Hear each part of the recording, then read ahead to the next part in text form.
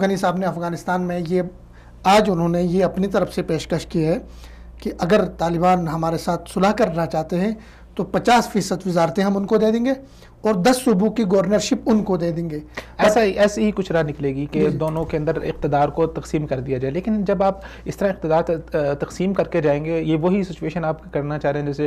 آپ اس طرح تو کر نہیں سکتے جس طرح آپ نے برٹش انڈیا نے ہندوستان کو 2 لخت کر دیا تھا, آدھا جو ہے وہ پاکستان کو دے دیا, آدھا انڈیا کو دے دیا. یہ سچویشن تو ہو نہیں سکتی کہ آدھا آپ جو اشرف غنی کی گورنمنٹ کو دے دیں اور آدھا آپ طالبان کو دے دیں. اور ان کو پتہ ہے, امریکہ کو پتہ ہے کہ طالبان گورنمنٹ بہت سٹرونگ ہے. اگر ہم نے کوئی ایسی ڈیل نہ بیچ میں کروائی تو وہ پورے کے پورے افغانستان کے اوپر قابض ہو جائیں گے. اس میں ایک اور چیز انہوں نے بڑی اہم بات جو کی تھی وہ یہ ہے کہ امریکہ یہ چاہ رہا تھا کہ افغانستان کے اندر انڈیا کو کردار دیں اور روس کے کردار کو ختم کیا جائے,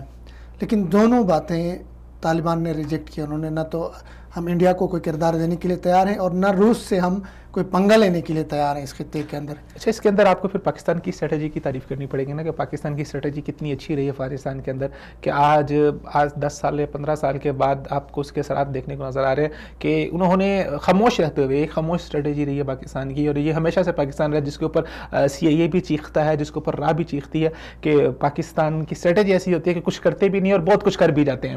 تو یہ پاکستان کی اسٹریٹجی کی تعریف کرنی پڑے گی یہاں پر آپ کو کہ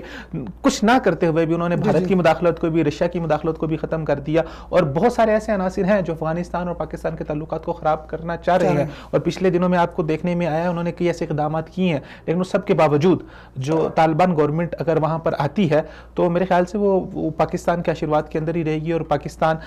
وہ دوست رہے گی گورنمنٹ, اور پاکستان دوست گورنمنٹ وہاں پر آنا ایک بہت اچھا قدم ہے.